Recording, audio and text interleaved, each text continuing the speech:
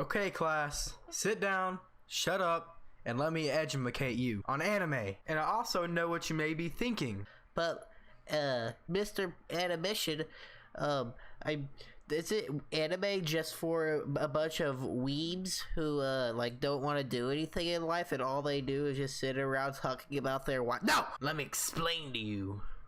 Alright?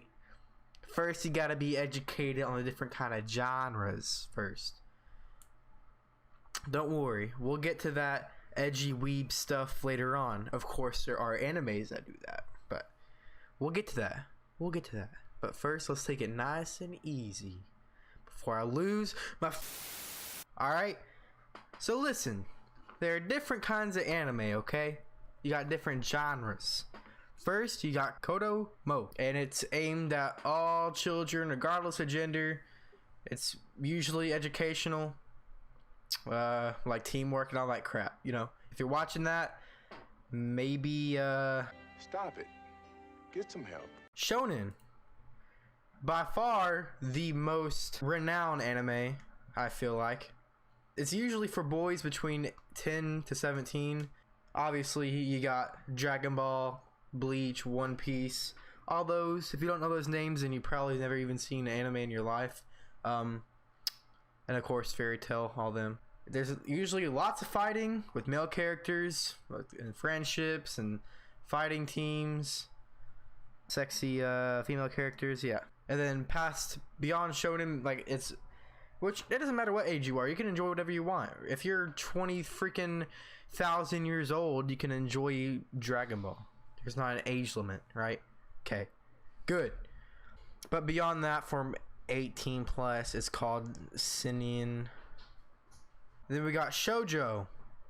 It's usually for girls, featuring human emotions and relationships, because that's not manly. Men don't watch those. They're usually for girls of age 13 to 17, okay? But again, you can be freaking 5 and like it, or you can be 20,000, 100 million, trillion, quadrillion years old, and it doesn't really matter. Next, we have Hose, whatever that is. It's intended for women, basically for people who are more mature and want more mature anime and all that stuff. Harem, aha! So harem is where a male character is surrounded by female characters, like High School DxD. Reverse harem. It's the opposite of harem, obviously. So you got a bunch of males around a main female character, right? Okay. Nobody watches those. Romance.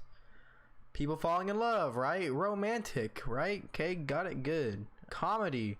I wonder what comedy can mean. Could it possibly mean that it's funny? Yeah, that's what it means. Then we got ecchi. Like lewd, sexy, pervert, or naughty. Like High School DxD, okay. Then we got mecha, right? It's about robots and all that. Then we got Lolicon, which is watched by Jared from Subway. Shonen Ai, anime about boys who are in love with other boys. Or if you like what I gave you or whatever. Then, what you gotta do is watch it.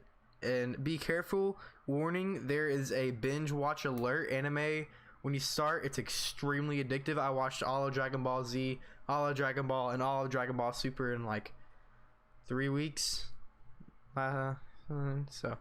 It's extremely addictive once you get started on something. Alright? So that's just a warning alert. It's like nicotine. Once you start, you just want more and more, okay? So proceed with caution. A massive caution sign, okay? This was just an introduction to Anime 101. I hope you enjoyed learning about different types of genres and stuff like that. Leave a like if you learned something. Leave a dislike if you freaking hate me and my guts and everything I stand for. And come back next week for another edition of Anime 101.